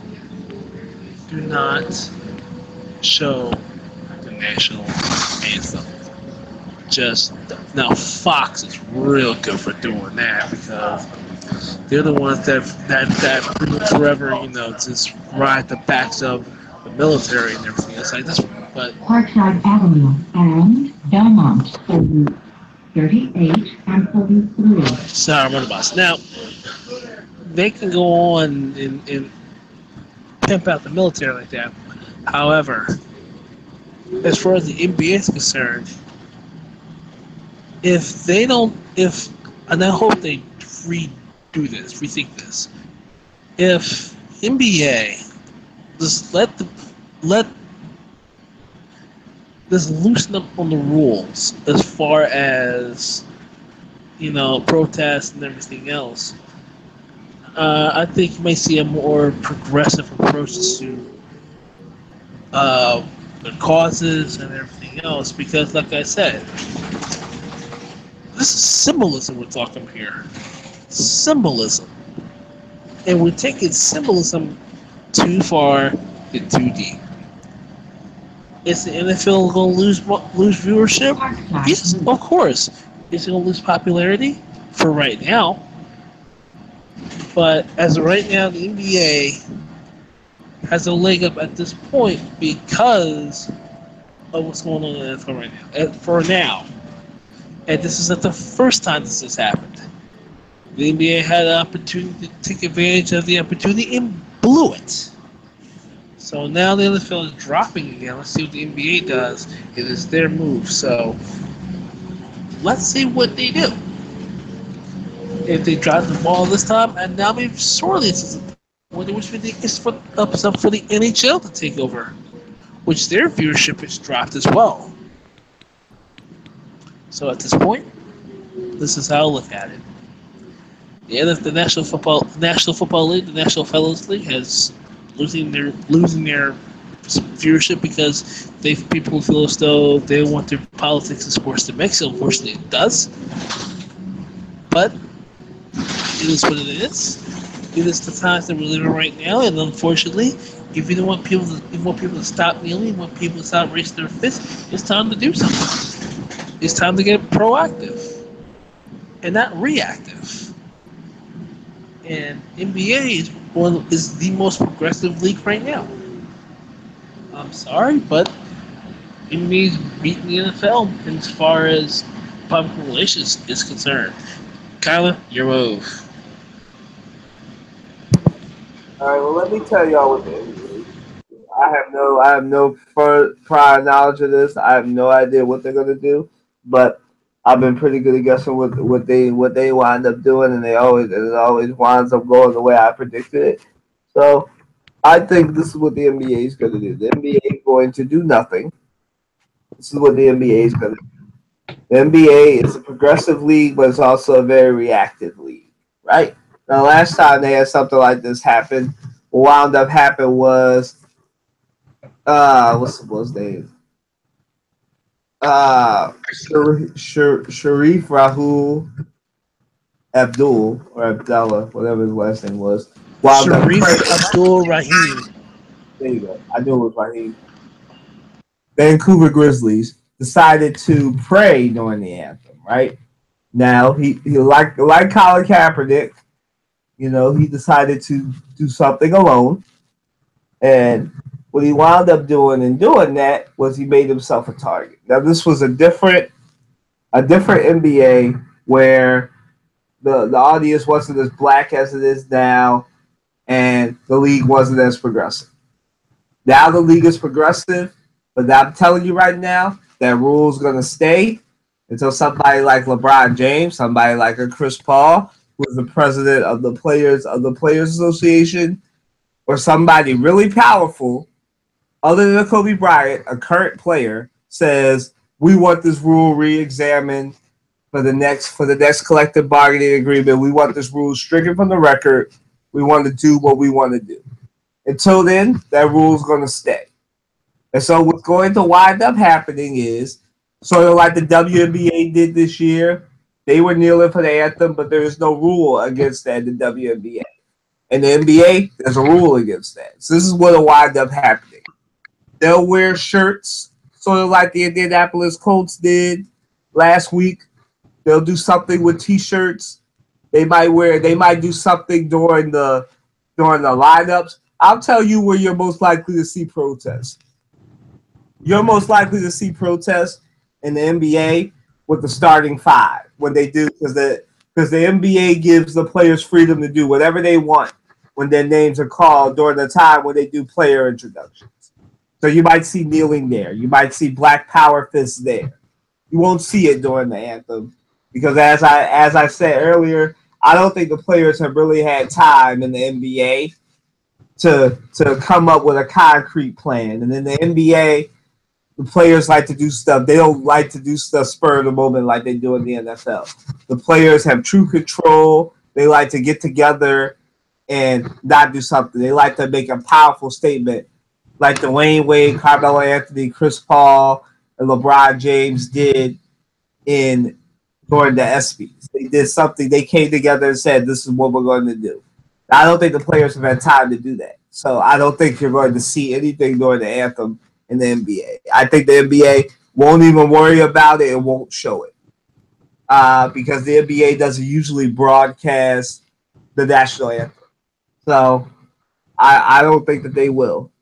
So they won't show it. And if they do show it, they're generally good at advertising their own stuff. So if you do see protests, like I said, you'll see it during the time when they're calling the starting five.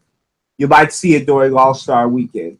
Heck, you may even see it next June, but you won't see it with the season starting in 2 weeks. You won't see it. I think the NBA is a very progressive league, and they live off their progressivism. So I don't think they'll really have anything to deal with. I think that they won't worry about it until, like I said, somebody like LeBron James or Steph Curry says a day before the season opener, I'm definitely going to kneel during the national anthem. Until they have something like that, something concrete, they won't really deal with it.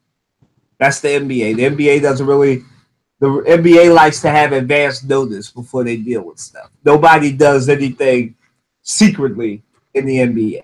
It's not like the NFL where things are done in secret and they're caught off guard because a cameraman saw Colin Kaepernick not sitting down. The NBA doesn't do stuff like that. The NBA does everything. Everything is well thought out and well planned in the NBA. And like I said, the audience is a lot blacker than it is in the NFL. So you'll see a whole different response from the NBA if anything happens than you would in the NFL because the NFL is a more conservative game. All right. Yeah, so that wraps up. Does Matt have anything to say about the topics that he missed while he was before he came in? Because we had thought. No, dear. I think you've said enough.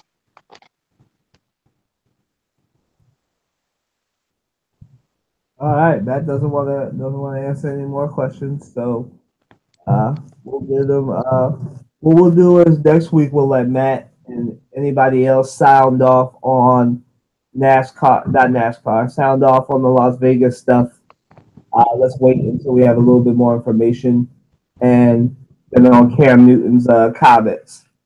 We'll see if Dannon will be the only sponsor he loses. So, speaking of which, hold on for a second. Now you brought that up. That was one of the questions you missed. I know that.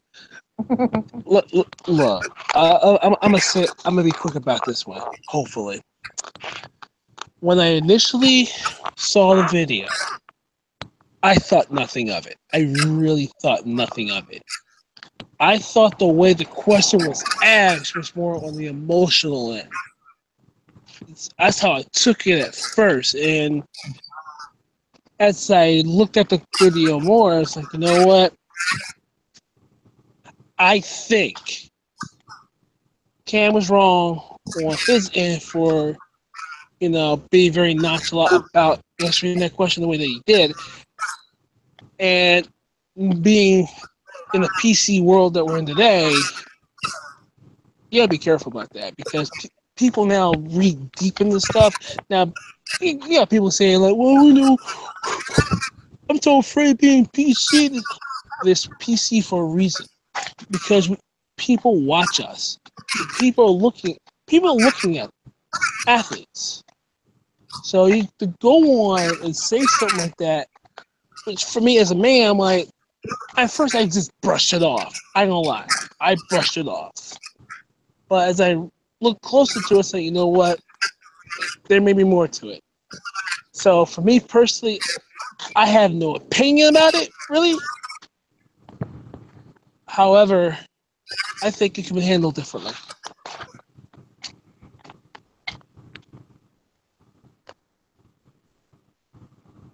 all right. Well, we'll look forward to hopefully Matt's tribute. Actually, I think Matt's out of town next week. Oh no, but look forward to everybody to the full cast's comments next week. As far as Las Vegas shooting, hopefully we'll have a little bit more information and we're not just going off of speculation of what we think.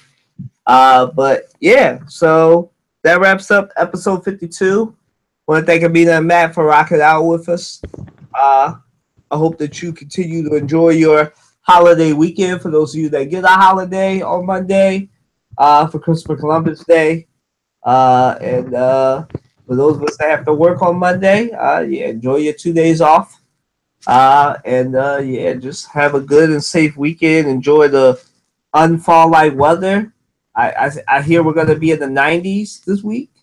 Not this weekend, but starting to open next week, somewhere close to the 90s. So I'm definitely happy as a summer baby. So I'm definitely looking forward to that. So yes, I'm definitely yes. So I am very excited. Y'all have a great weekend. Enjoy yourselves. Be safe. Hopefully we will see you next week. As always, we thank you for listening. Thank you for streaming. Thank you for listening later. Just thank you for the support. Have a great weekend. Deuces.